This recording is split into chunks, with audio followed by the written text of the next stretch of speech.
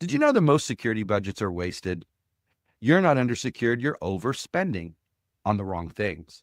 Grant McCracken scaled BugCrowd's operations, launched hundreds of penetration testing programs, and now he's exposing the industry's most wasteful security practices. Welcome to the show, Grant. Happy to be here. Thanks for having me. What's the biggest misconception companies have about securing their systems? I would say probably one of the biggest wastes, as it were, right, is going to be something we like to call security theater, where a lot of organizations do things that seem like they could be secure, but aren't necessarily secure. So for instance, like following a compliance framework, such as SOC 2 or even PCI, things of that nature. Now, they're well-intentioned in their intent, right? They're meant to create, if you do everything in the spirit in which it's intended, you'll end up with a more secure system or process or organization. But not everything is done in the spirit of that which it is intended. There's a lot of, for instance, as it relates to penetration testing or vulnerability assessments or things of that nature, you can always be more comprehensive and you can be significantly less comprehensive. And a lot of those things there's just a lot of check the box type stuff in security. And so people do it because you have to check the box, but that doesn't necessarily make you more secure. Again, it can, but not everybody's in the business of trying to be as secure as possible. They're in the business of checking the box so that somebody stops yelling at them or so they meet their Q3 target or whatever it is. That's perfect segue to another question then. In your experience, where do most companies think they need to spend money, but really they don't?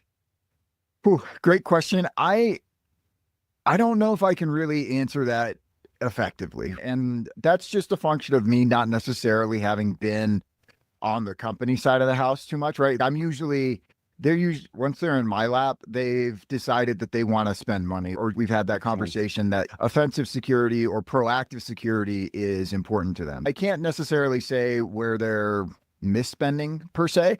I can say the importance of spending on proactive security, which is proactively identifying your vulnerabilities in a number of different contexts, is one of the highest ROI things that you can possibly do as it comes to security, because you're identifying those vulnerabilities before they're exploited by bad actors, which means that bad actors are going to have less vectors to attack you from and diminish the probability of getting hacked. Makes sense. So what was your biggest realization about inefficiency? Because you run massive security budgets. So what was your biggest realization about inefficiency? Sure. So right now, the way penetration testing is typically delivered in the market is through a consultancy. So Big Four, boutique, something like that, right? So if you've ever bought anything from a consultancy, it's slow, takes a long time, takes a lot of effort, and it's usually pretty expensive, right? All those things are inherently inefficient. And so what I could see in those functions was an opportunity to automate a lot of what's going on. So I did the math at one point, and for a simple penetration test or an engagement, you'd have as many as 10 different people touching an engagement. Why do you need 10 people to do something? And there wasn't always 10, just so we're clear, right? But you could have as many as 10. And that just, again, inherently seems inefficient. So when I approached Dark Horse, I built it from the perspective of what if you could have 0 people touching this, right? And what happens when you do that is, one, you're able to set up a whole lot faster. You don't have to go back and forth for weeks building an SOW and all these other things. You can set up faster. You can get your results faster because you can launch faster. And it's easier to use because it's asking very simple questions that anybody can answer. Not anybody, you got to be like somewhat technical, and then a function of reducing all those different service layers is that you also save a ton of cost, right? So like we abstract all those different people out, and now it's faster, it's easier to use, and it costs less money.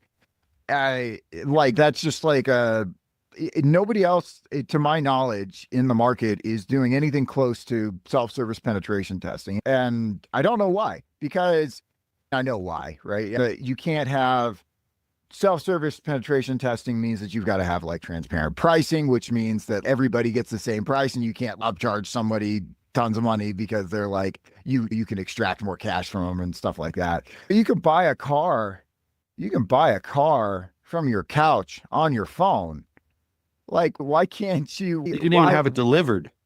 yeah. So why do we insist on, no, but if you want cybersecurity, you gotta jump through hoops, right? It just doesn't make sense. And that's the inefficiencies that I've tried to approach with Dark Horse. And I think we've done a great job at it. And I'm excited for what's next as far as what else we can attack, because penetration testing is just like the tip of the spear. I think I want to go after other areas and segments that I think are largely inefficient in cybersecurity.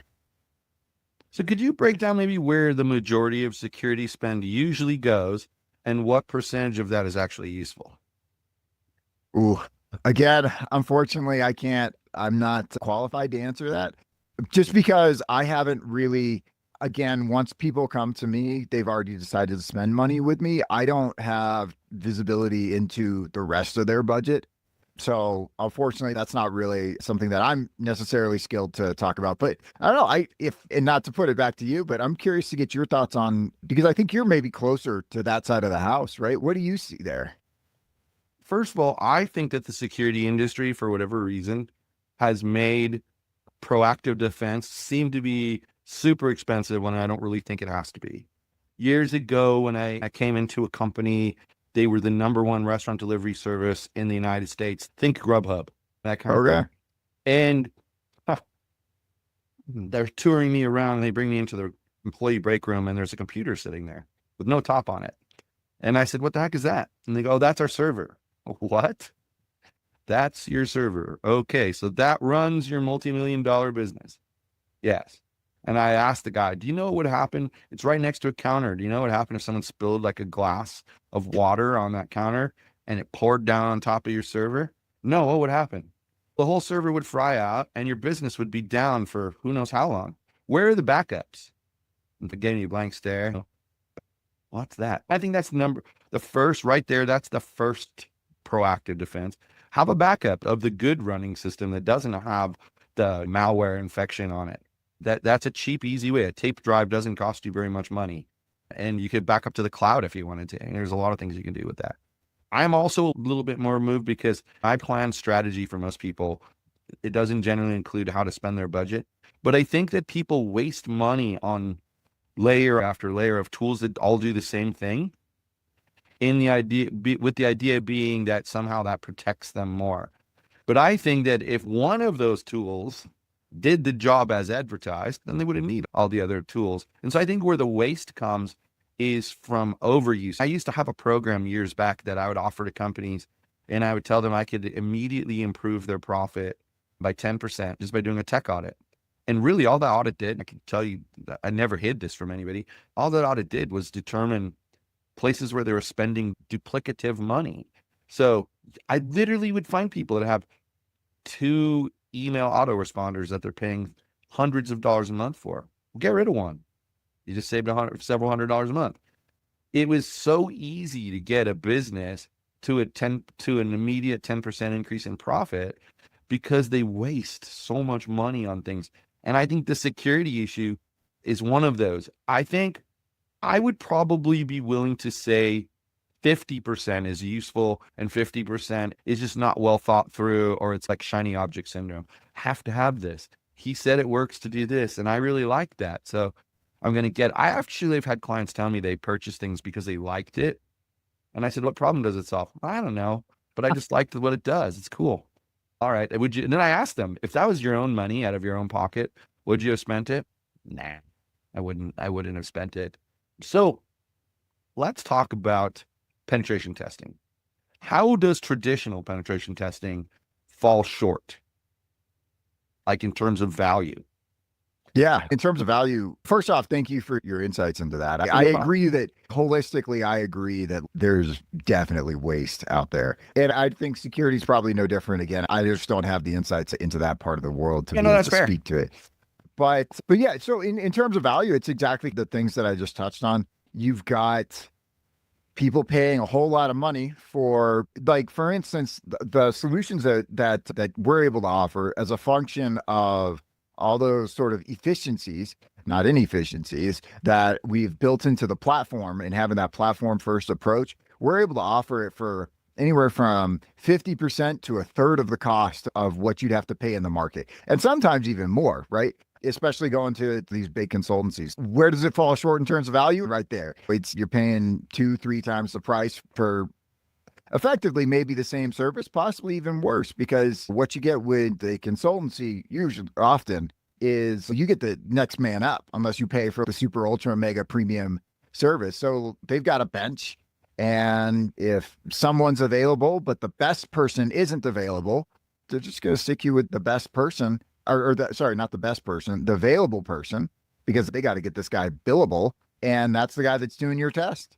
And so so there's just a lot of, that's not the way we operate, because we actually use a crowd of pen testers. And so we're able to get you the best tester every time, the best person for the job, someone that's highly qualified.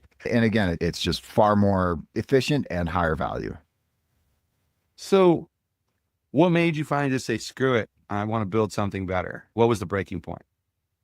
Yeah, it wasn't necessarily a breaking point so much as, so I left my last organization a little over a year ago. I'd been there about 10 years, grew with them from Series A all the way to Series E. And I just felt like it was time for me to step back and do something else. So I left that role, and I didn't know what I was going to do next. I actually just sat there and I was like, okay, what's next? Do I just go ski every day of the remaining year? Not that you could ski all year, sorry. But anyways, what do I do? Do I just take a break? And obviously not obviously, but I'm now good at sitting on my hands. And so I got to do something. And I was like, shoot, I've been doing security for a dozen years at this point. That's what I know. I'm good at it. So the original intent with Dark Horse was to create, okay, because I know how much people would pay at the prior organization. And I was like, you know what? That's pretty expensive, and it's not accessible to everyone. What about the small businesses? What about organizations that don't have a ton of money?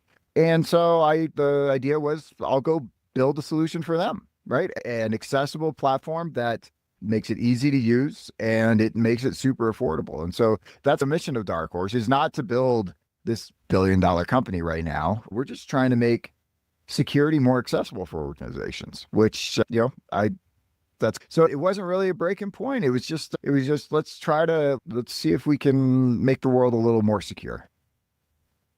So you've talked about security theater. What's an example that made you cringe? Ooh. The obvious answer is, for me, because this is where I've lived, it's in the pen testing world.